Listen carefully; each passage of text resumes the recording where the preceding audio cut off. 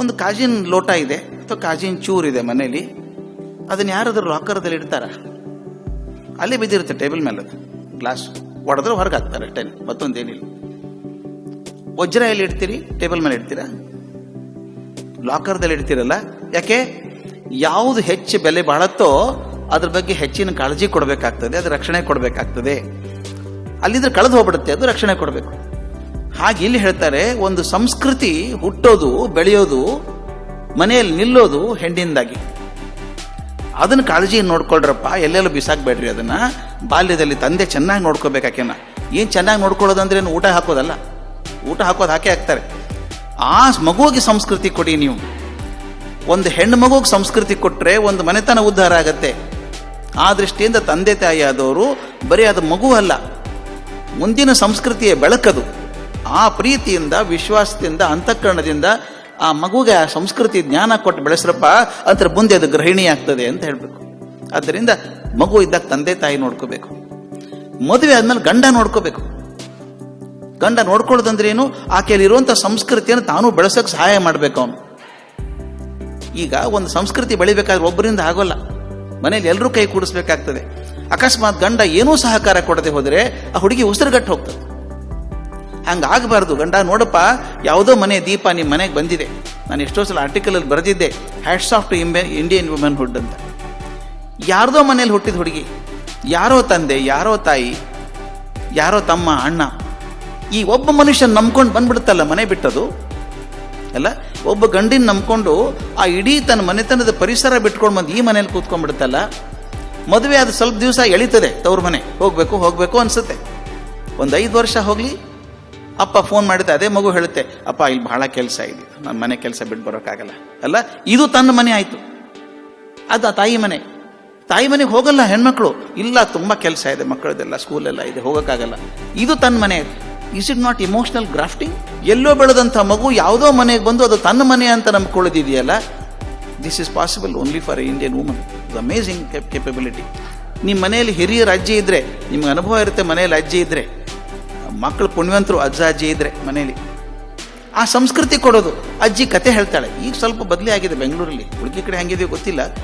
ನಮ್ಮ ಅಜ್ಜಿಂದ್ರೆಲ್ಲ ಕತೆ ಮರ್ತಿದ್ದಾರೆ ಈಗ. ಎಲ್ಲ ಸೀರಿಯಲ್ ನೋಡಿ ನೋಡಿ ನೋಡಿ ಆ ಸೀರಿಯಲ್ ಕಥೆನೇ ಬರ್ತಾವೆ ಬಾಯಿ.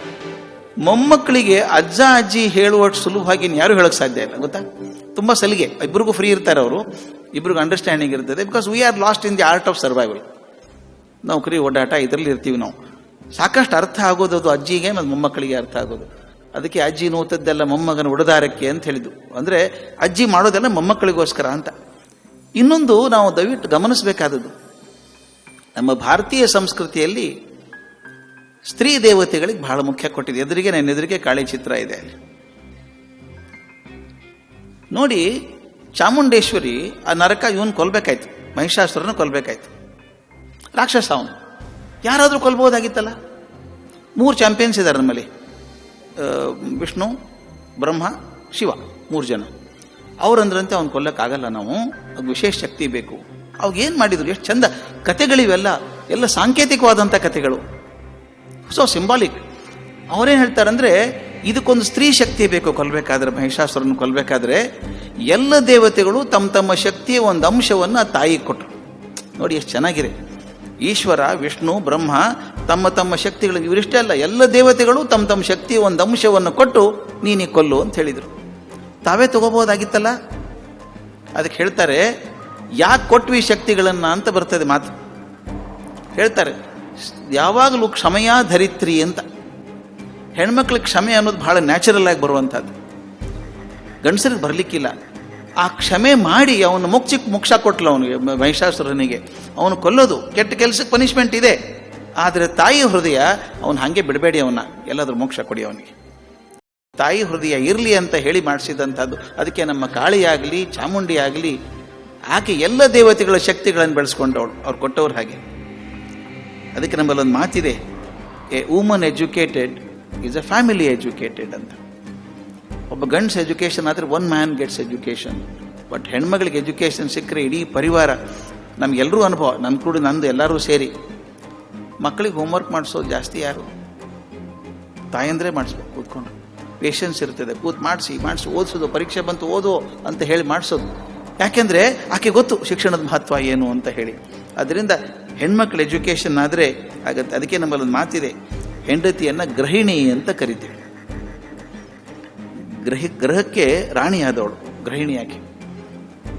ಅದಕ್ಕೆ ನಮ್ಮಲ್ಲಿ ಗೃಹಿಣಿ ಗೃಹ ಮುಚ್ಚತೆ ಅಂತ ಒಂದು ಮಾತು. ಒಂದು ಸಣ್ಣ ಇದು ಬರೆದಿದ್ದೆ ನಾನು, ಸಣ್ಣ ಎಪಿಸೋಡ್ ಬರೆದಿದ್ದೆ ಇದ್ರ ಮೇಲೆ. ಒಂದು ದಿವಸ ಸಾಹೇಬರು ಆಫೀಸಲ್ಲಿ ಕೆಲಸ ಮಾಡ್ತಿದ್ರು. ಅವ್ರು ಮ್ಯಾಲಿನ ಸಾಹೇಬರು ಬೈದರು. ಮ್ಯಾಲಿನ ಸಾಹೇಬ್ರ ಕೆಲಸ ಏನು ಬೈಯುದೆ. ಬೈಸ್ಕೊಂಡ್ರು. ಭಾಳ ಬೇಜಾರಾಯಿತು. ಎಷ್ಟು ಕೆಲಸ ಮಾಡಿದ್ರು ಅಷ್ಟೇ ಬೈಸ್ಕೊಳ್ಳೋದು, ನಮ್ಮ ದಾಸ್ಯ ಬಂದು ಹೋಯ್ತು ಅನ್ಕೋತ ಬಂದರು. ಮನೆ ಕೋಪದಲ್ಲಿ ಬರ್ತಾ ಇದ್ರು, ಎಕ್ಸಲೇಟರ್ ನೋಡಿಲ್ಲ, ಸ್ಪೀಡ್ ಜಾಸ್ತಿ ಆಗಿಬಿಡ್ತು.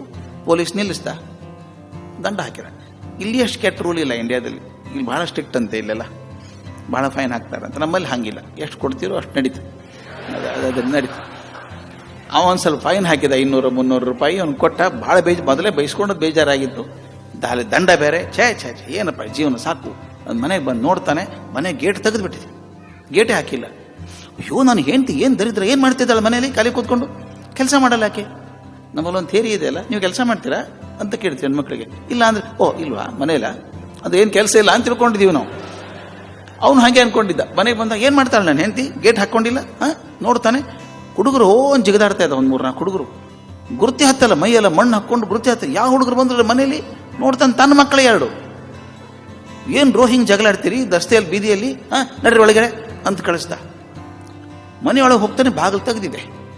ಆ ಸಿಟ್ ಔಟಲ್ಲಿ ವರ್ರ ಅಂತ ಫ್ಯಾನ್ ತಿರುಗ್ತಾ ಇದೆ. ಆ ಟಿಪಾ ಮೇಲೆ ಇಟ್ಟದಂಥ ಪೇಪರ್ ಎಲ್ಲ ಗಾಳಿಗೆ ಹಾರಾಡಿ ತಿರುಗ್ತಾ ಇದ್ದ. ಅವನು ಏನು ಕರ್ಮ, ಎಲ್ಲಿದ್ದಾಳಿಕೆ ನೋಡಿ ಇಲ್ಲ ಅದನ್ನ, ಪೇಪರ್ ಹಾರಾಡ್ತಾ ಇದ್ದ. ಹಾಗೇನೆ ಒಳಗೆ ಹೋದ. ಡೈನಿಂಗ್ ಹಾಲಲ್ಲಿ ಡೈನಿಂಗ್ ಟೇಬಲ್ ಮೇಲೆ ಬೆಳಗ್ಗೆ ಏನು ತಿಂದ ತಿಂಡಿ ಎಲ್ಲ ಹಾಗೆ ಬಿದ್ದಿದೆ, ಪ್ಲೇಟ್ ಹಾಗೆ ಬಿದ್ದಿದ್ದಾವೆ, ನೊಣ ಗೊಯ್ ಅಂತಿದ್ದಾವೆ. ಅವನಂದ, ಏನು ನನ್ನ ಹೆಂಡ್ತಿ ಬೇಜವಾಬ್ದಾರಿ ಇದು, ಪ್ಲೇಟ್ ತೆಗಿಬೇಕಂತ ಗೊತ್ತಿಲ್ಲ. ನೋಡ್ತಾನೆ ಫ್ರಿಜ್ ಓಪನ್ ಇದೆ, ಬಾಗಿಲು ಫ್ರಿಜ್ ಓಪನ್. ಎಷ್ಟು ಕರೆಂಟ್ ಹೋಯ್ತು, ಅಯ್ಯೋ ಕರ್ಮ, ಏನಾಯ್ತು? ಮತ್ತೆ ಬಾಗಿಲು ಹಾಕಿದೆ, ಎಲ್ಲ ನೋಡ್ದ, ಏನೋ ಸದ್ದಾಯ್ತು. ಏನು ಸದ್ದು ಅಂತ ಕೇಳ್ತಾನೆ, ಬಚ್ಚಲ ಮೇಲೆ ನೀರು ಹೋಗೋ ಸದ್ದು. ನೋಡ್ತಾನೆ, ನಲ್ಲಿ ತಿರುಗಿಸಿಬಿಟ್ಟಿದ್ದಾರೆ ಯಾರೋ, ಆ ಬಕೆಟ್ ತುಂಬ ನೀರು ಹರಿದು ಹೋಗ್ತಾ ಇದೆ. ನಾನು ಹೆಂಡ್ತಿಗೆ ಭಾಳ ಬೇಜವಾಬ್ದಾರಿ, ಇವಾಗ ಸರಿಯಾಗಿ ಪನಿಷ್ಮೆಂಟ್ ಮಾಡ್ತೀನಿ. ಆಕೆಗೆ ಏನು ಮಾಡ್ತಾಳೆ, ಮನೇಲಿ ಖಾಲಿ ಕೂತು ಏನು ಮಾಡ್ತಾಳೆ ಆಕೆ? ಒಂದು ಕೋಪದಿಂದ ಹೋದ. ಎಲ್ಲಿ ನೋಡ್ತಾನೆ, ಇಲ್ಲ. ಒಂಚೂರು ಹೆದರಿಕೆನೂ ಆಯಿತು, ಆರೋಗ್ಯ ತಪ್ಪೋಗಿದೆ ನಾಕಿದು ಪಾಪ. ಸರಸರ ಅಟ್ಟ ಹತ್ತಿ ಹೋದ. ಮೇಲೆ ಒಂದು ರೂಮು. ಅವನ ಹೆಂಡ್ತಿ ಆರಾಮಾಗಿ ಹಾಸಿಗೆ ಮೇಲೆ ಕಾಲು ಚಾಚಿಕೊಂಡು ಪುಸ್ತಕ ಓದ್ತಾ ಇದ್ಲು. ಇವನಿಗೆ ತಲೆಗೆ ಪಿತ್ತ ಏರ್ಬಿಡ್ತು. ಕೆಳಗಡೆ ಮನೆ ತಲೆ ಕೆಳಗಾಗಿದೆ, ಅಸಹ್ಯ ಆಗಿದೆ, ಆರಾಮ್ ಕೂತ್ ಕಾದಂಬರಿ ಓದ್ತಿದ್ದಾಳೇಕೆ. ಹೋಗಿ ಬೈದ, ಏನು ಮಾಡ್ತಿದ್ದೀನಿ ನೀನು, ತೆಳಗೆ ನೋಡಿದ್ಯಾ ಮನೆ ಏನಾಗಿದೆ ಅಂಥೇಳಿ. ಆಕೆ ಅತ್ಯಂತ ಸುಂದರವಾಗಿ ನಕ್ ಹೇಳಿದ್ದಂತೆ. ದಿವಸ ಮನೆಗೆ ಬಂದಮೇಲೆ, ನೀ ಏನು ಮಾಡಿದಿ ಮನೆಯೊಳಗೆ, ನೀ ಏನು ಮಾಡಿದಿ ಅಂತ ಕೇಳ್ತಿದ್ರಿ. ಇವತ್ತು ಒಂದು ದಿವಸ ನಾ ಏನೂ ಮಾಡಿಲ್ಲ ಅಂತ. ಇವತ್ತು ಒಂದು ದಿವಸ ನಾ ಏನೂ ಮಾಡಿಲ್ಲ. ಇಷ್ಟು ಹಣೆಬರಾಗ್ಯದ ಮನೆ. ಒಂದು ದಿವಸ ಆಕೆ ಕೆಲಸ ಮಾಡೋದು ನಿಲ್ಲಿಸಿದ್ರೆ ಮನೆ ತಲೆ. ಸಾಹೇಬರ ಆಫೀಸ್ಗೆ ಹೋಗಿದ್ರೆ ಏನಾಗ್ತದೆ? ಏನೂ ಆಗಲ್ಲ. ಕೆಳಗಿನವ್ರು ಸಂತೋಷವಾಗಿರ್ತಾರೆ ಒಂದು ದಿವಸ ಬರಲಿಲ್ಲ ಅಂತ. ಆದರೆ ಮನೆಯಲ್ಲಿ ಹೆಂಡತಿ ಕೆಲಸ ಮಾಡದೆ ಹೋದರೆ ಒಂದು ದಿವಸ ಅನಾಹುತ ಆಗಿ ಹೋಗ್ತದೆ ಅಂತ. ಅದಕ್ಕೆ ನಾನು ಹೇಳ್ತೀನಿ, ತಾಯಿಗೆ ನಮಸ್ಕಾರಗಳನ್ನು ಹೇಳಬೇಕು ಅಂತ. ನಮ್ಮ ಉಪನಿಷತ್ ಕಾಲದಲ್ಲಿ ಯಾಜ್ಞವಲ್ಕ್ಯ ಋಷಿಗಳಿಗೆ 2 ಹೆಂಡಂದ್ರು, ಮೈತ್ರೇಯಿ ಮತ್ತು ಗಾರ್ಗಿ ಅಂತ. ಎಂಥ ದಾರ್ಶನಿಕರವರು. ಯಾಜ್ಞವಲ್ಕರು ನಾನು ಹೋಗ್ತೀನಿ, ನಾನು ತಪಸ್ಸಿಗೆ ಹೋಗ್ತೀನಿ ಅಂದರು. 2 ಹೆಂಡಂದ್ರು ಕರೆದು, ಪಾರ್ಟಿಷನ್ ಮಾಡಿಬಿಡ್ತೀನಿ ಪ್ರಾಪರ್ಟಿ, 2 ತೊಗೊಂಬಿಡಿ ಅಂತ ಹೆಂಡಂದ್ರಿಗೆ ಹೇಳಿದರು. ಗಾರ್ಗಿ ಅಂದ್ಲು, ಪರವಾಗಿಲ್ಲ ಅಂದ್ಲು. ಮೈತ್ರೇಯಿ ಪರವಾಗಿಲ್ಲ ಅಂದ್ಲು.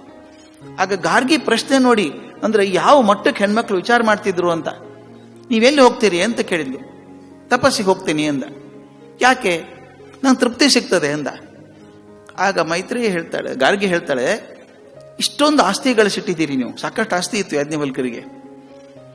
ಇದು ಗಳಿಸಿದ ಮೇಲೆ ಇದಕ್ಕಿಂತ ಹೆಚ್ಚಿಗೆ ತೃಪ್ತಿ ಸಿಗ್ತದೆ ಅಂತ ಅನ್ನೋದಾದರೆ ಆಸ್ತಿಕ್ಕಿಂತ ಮುಖ್ಯವಾದದ್ದು ಇರಬೇಕಲ್ಲ. ಅದು ಆಸ್ತಿಯನ್ನು ಬಿಟ್ಟು ನೀವು ಅಲ್ಲಿ ಹೋಗ್ತೀರಿ ಅನ್ನೋದಾದ್ರೆ ಆಸ್ತಿಕ್ಕಿಂತ ದೊಡ್ಡದಾದದ್ದಿರಬೇಕು. ಹಂಗನ ದೊಡ್ಡದೇ ಕೊಡಿ ನನಗನ್ಲಿಕ್ಕೆ, ಸಣ್ಣದ್ಯಾಕೆ ತಗೊಳ್ಳಿ ನಾನು. ಎಷ್ಟು ಚಂದದ ಮಾತದು. ನೀವು ಬೇಡಾದಂಥ ಆಸ್ತಿಯನ್ನು ಬಿಟ್ಟು ಹೋಗ್ತಾ ಇದ್ದೀರಿ, ನನಗೆ ಈ ಆಸ್ತಿ ಬೇಡ, ನೀವು ಯಾವುದನ್ನು ಪಡ್ಕೊಂಡ್ರೆ ಆಸ್ತಿಕ್ಕಿಂತ ದೊಡ್ಡದು ನಿಮಗೆ ಅನಿಸಿದೆಯೋ ಆ ತಪಸ್ಸನ್ನು ನಾನು ಕೊಡಿ, ನಾನು ನಿಮ್ಮ ಜೊತೆಗೆ ಬರ್ತೀನಿ ಅಂತ. ಆಕೆ ಚರ್ಚೆ ಮಾಡುವಂಥ ವಿಚಾರ ನೋಡಿ ಸ್ವಾಮಿ ಯಾವ ಮಟ್ಟದ್ದು ಅಂತ. ಇದು ನಮ್ಮ ಪಾತ್ರ, ನಮ್ಮ ದೇಶದವ್ರು, ನಮ್ಮ ಪರಂಪರೆಗೆ ಸೇರಿದವರು.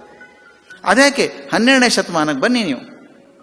ನಮ್ಮ ಮಹಾದೇವಿ ಅಕ್ಕ ಮಹಾದೇವಿ, ಆಕೆ ಹೆಸರು ಮಹಾದೇವಿ, ಅಕ್ಕ ಮಹಾದೇವಿ ಆಗ್ಬಿಟ್ಲಕ್ಕೆ. ಎಲ್ಲಿವರೆಗೂ ಅಂದರೆ ಅನುಭಾವಿ ದಾರ್ಶನಿಕನೇ ಆದಂಥ ಅಲ್ಲಮ್ಮ ಪ್ರಭು ಹೇಳ್ತಾನೆ, ನಮ್ಮ ಅಕ್ಕ ಆಕೆ ಅಂತ. ಬಸವಣ್ಣ ಹೇಳ್ತಾನೆ ನನ್ನ ಅಕ್ಕ ಅಂತ. ಏನು ಶಕ್ತಿ ಇದ್ದಿತ್ತಿತ್ರಿ ಅಕ್ಕ ಮಹಾದೇವಿದು ಜೀವನ. ಬೆಂಕಿ ಮೇಲೆ ಹೋದಂಥ ಜೀವನ. ಹೇಗೆ ಫೇಸ್ ಮಾಡ್ತಾಳಕ್ಕೆ ಅದು ನಾನು ಜಾಸ್ತಿ ಹೇಳೋಕೆ ಹೋಗಲ್ಲ, ಅದು ಬೇರೆ ಭಾಷೆ ಲೆಕ್ಚರ್ ಆಗಿಬಿಡುತ್ತೆ. ಅಕ್ಕ ಮಹಾದೇವಿ ಅಲ್ಲಮ್ಮ ಪ್ರಭು ಮಾತಾಡೋದನ್ನ ನೀವು ನೋಡ್ಬೇಕು. ಅದನ್ನ ಅದ್ಭುತ ಡೈಲಾಗ್ ಅದು.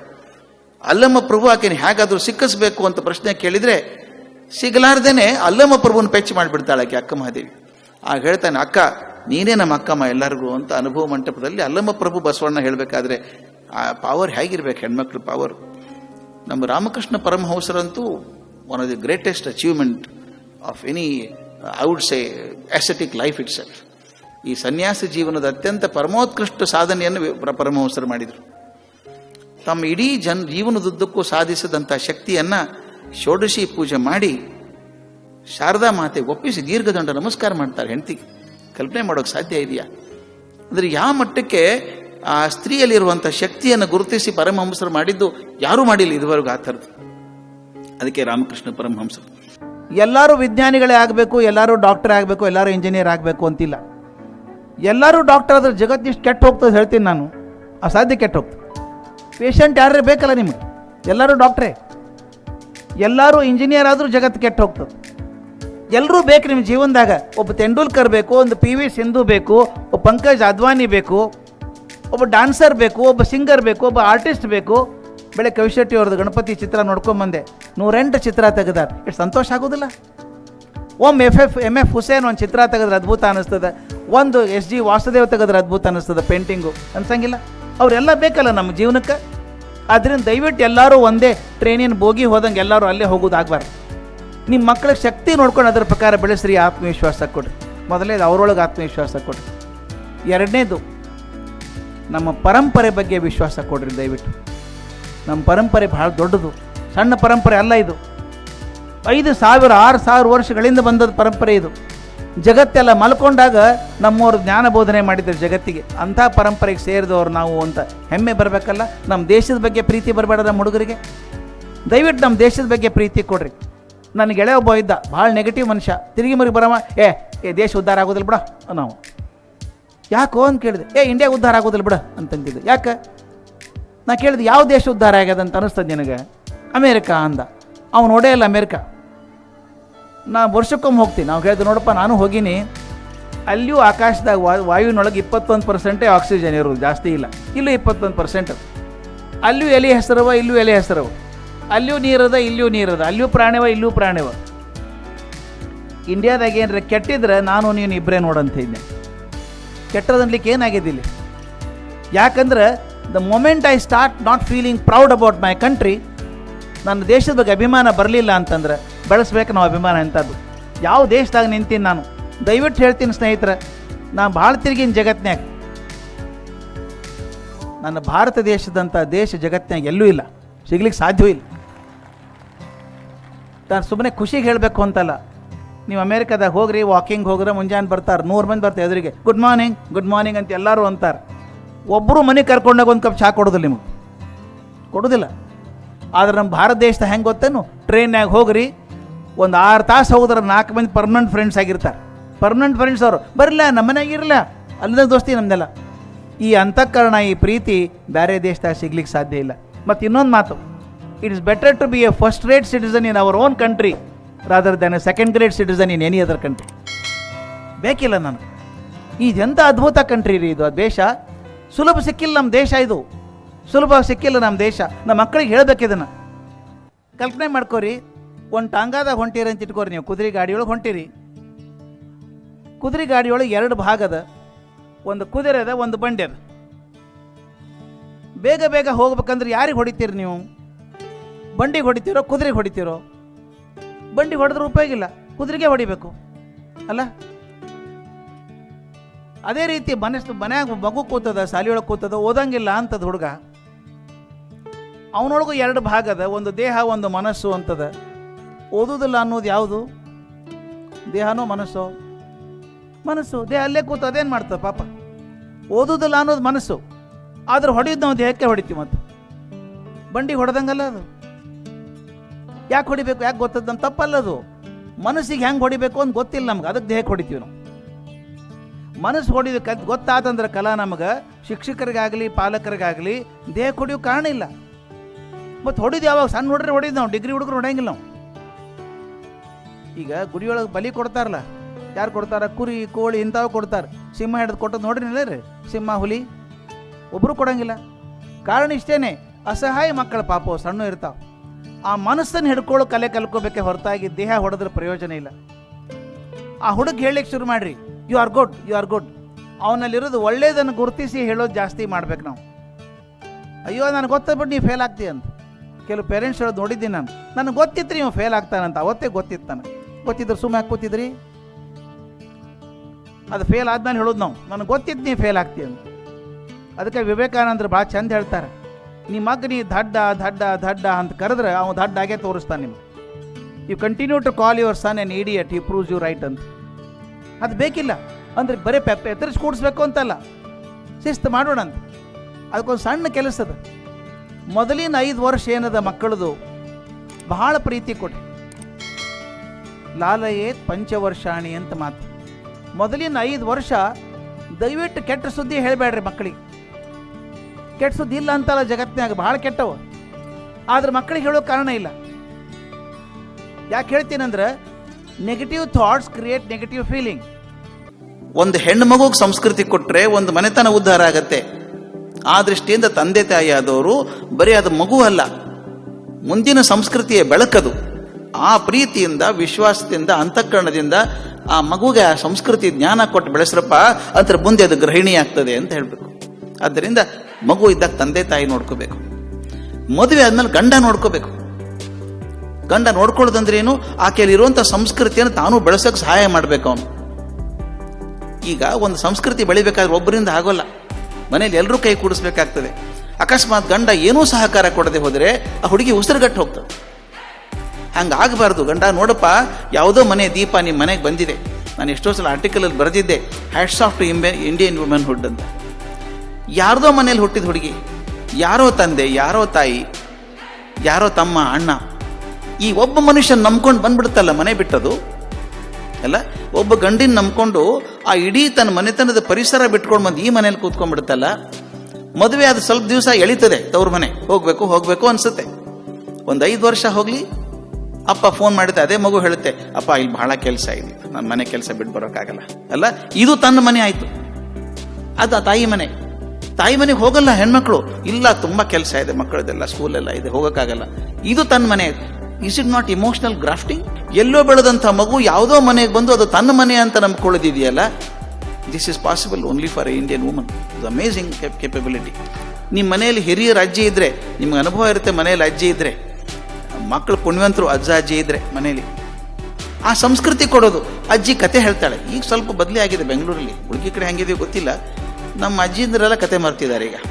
ಎಲ್ಲ ಸೀರಿಯಲ್ ನೋಡಿ ನೋಡಿ ನೋಡಿ ಆ ಸೀರಿಯಲ್ ಕಥೆನೇ ಬರ್ತಾವೆ ಬಾಯಿಗೆ. ಮೊಮ್ಮಕ್ಕಳಿಗೆ ಅಜ್ಜ ಅಜ್ಜಿ ಹೇಳುವಷ್ಟು ಸುಲಭವಾಗಿ ಯಾರು ಹೇಳೋಕ್ಕೆ ಸಾಧ್ಯ ಇಲ್ಲ, ಗೊತ್ತಾ? ತುಂಬ ಸಲಿಗೆ. ಇಬ್ಬರಿಗೂ ಫ್ರೀ ಇರ್ತಾರೆ ಅವರು, ಇಬ್ರಿಗೂ ಅಂಡರ್ಸ್ಟ್ಯಾಂಡಿಂಗ್ ಇರ್ತದೆ. Because we are lost in the art of survival. ನೌಕರಿ ಓಡಾಟ ಇದರಲ್ಲಿ ಇರ್ತೀವಿ ನಾವು. ಸಾಕಷ್ಟು ಅರ್ಥ ಆಗೋದು ಅಜ್ಜಿಗೆ ಮತ್ತು ಮೊಮ್ಮಕ್ಕಳಿಗೆ ಅರ್ಥ ಆಗೋದು. ಅದಕ್ಕೆ ಅಜ್ಜಿ ನೋತದ್ದೆಲ್ಲ ಮೊಮ್ಮಗನ ಉಡದಾರಕ್ಕೆ ಅಂತ ಹೇಳಿದ್ರು. ಅಂದರೆ ಅಜ್ಜಿ ಮಾಡೋದೆಲ್ಲ ಮೊಮ್ಮಕ್ಕಳಿಗೋಸ್ಕರ ಅಂತ. ಇನ್ನೊಂದು ನಾವು ದಯವಿಟ್ಟು ಗಮನಿಸಬೇಕಾದದ್ದು, ನಮ್ಮ ಭಾರತೀಯ ಸಂಸ್ಕೃತಿಯಲ್ಲಿ ಸ್ತ್ರೀ ದೇವತೆಗಳಿಗೆ ಬಹಳ ಮುಖ್ಯ ಕೊಟ್ಟಿದೆ. ಎದುರಿಗೆ ಕಾಳಿ ಚಿತ್ರ ಇದೆ ನೋಡಿ. ಚಾಮುಂಡೇಶ್ವರಿ ಆ ನರಕ ಇವನ್ ಕೊಲ್ಬೇಕಾಯ್ತು, ಮಹಿಷಾಸುರನ ಕೊಲ್ಬೇಕಾಯ್ತು. ರಾಕ್ಷಸ ಅವನು. ಯಾರಾದರೂ ಕೊಲ್ಬೋದಾಗಿತ್ತಲ್ಲ. 3 ಚಾಂಪಿಯನ್ಸ್ ಇದ್ದಾರೆ ನಮ್ಮಲ್ಲಿ, ವಿಷ್ಣು, ಬ್ರಹ್ಮ, ಶಿವ, 3 ಜನ. ಅವ್ರಂದ್ರಂತೆ ಅವ್ನು ಕೊಲ್ಲಕ್ಕಾಗಲ್ಲ ನಾವು, ವಿಶೇಷ ಶಕ್ತಿ ಬೇಕು. ಅವಾಗ ಏನು ಮಾಡಿದ್ರು, ಎಷ್ಟು ಚಂದ ಕಥೆಗಳಿವೆಲ್ಲ, ಎಲ್ಲ ಸಾಂಕೇತಿಕವಾದಂಥ ಕಥೆಗಳು, ಸೊ ಸಿಂಬಾಲಿಕ್. ಅವರೇನು ಹೇಳ್ತಾರಂದ್ರೆ, ಇದಕ್ಕೊಂದು ಸ್ತ್ರೀ ಶಕ್ತಿ ಬೇಕು ಕೊಲ್ಬೇಕಾದ್ರೆ, ಮಹಿಷಾಸುರನ್ನು ಕೊಲ್ಬೇಕಾದ್ರೆ. ಎಲ್ಲ ದೇವತೆಗಳು ತಮ್ಮ ತಮ್ಮ ಶಕ್ತಿಯ ಒಂದು ಅಂಶವನ್ನು ಆ ತಾಯಿಗೆ ಕೊಟ್ಟರು. ನೋಡಿ ಎಷ್ಟು ಚೆನ್ನಾಗಿದೆ.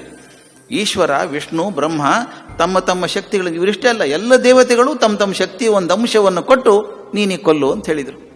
ತಾವೇ ತಗೋಬಹುದಾಗಿತ್ತಲ್ಲ. ಅದಕ್ಕೆ ಹೇಳ್ತಾರೆ, ಯಾಕೆ ಕೊಟ್ವಿ ಶಕ್ತಿಗಳನ್ನು ಅಂತ ಬರ್ತದೆ ಮಾತು. ಹೇಳ್ತಾರೆ, ಯಾವಾಗಲೂ ಕ್ಷಮೆಯ ಧರಿತ್ರಿ ಅಂತ. ಹೆಣ್ಮಕ್ಳಿಗೆ ಕ್ಷಮೆ ಅನ್ನೋದು ಬಹಳ ನ್ಯಾಚುರಲ್ ಆಗಿ ಬರುವಂಥದ್ದು, ಗಂಡಸರಿಗೆ ಬರಲಿಕ್ಕಿಲ್ಲ. ಆ ಕ್ಷಮೆ ಮಾಡಿ ಅವನು ಮೋಕ್ಷ ಕೊಟ್ಲು ಅವನಿಗೆ, ಮಹಿಷಾಸುರನಿಗೆ. ಅವನು ಕೊಲ್ಲೋದು ಕೆಟ್ಟ ಕೆಲಸಕ್ಕೆ ಪನಿಷ್ಮೆಂಟ್ ಇದೆ. ಆದರೆ ತಾಯಿ ಹೃದಯ ಅವನು ಹಾಗೆ ಬಿಡಬೇಡಿ, ಅವನ್ನ ಎಲ್ಲಾದ್ರೂ ಮೋಕ್ಷ ಕೊಡಿ ಅವನಿಗೆ. ಇದು ತಾಯಿ ಹೃದಯ ಇರಲಿ ಅಂತ ಹೇಳಿ ಮಾಡಿಸಿದಂಥದ್ದು. ಅದಕ್ಕೆ ನಮ್ಮ ಕಾಳಿಯಾಗಲಿ ಚಾಮುಂಡಿ ಆಗಲಿ ಆಕೆ ಎಲ್ಲ ದೇವತೆಗಳ ಶಕ್ತಿಗಳನ್ನು ಬೆಳೆಸ್ಕೊಂಡವಳು, ಅವ್ರು ಕೊಟ್ಟವ್ರು ಹಾಗೆ.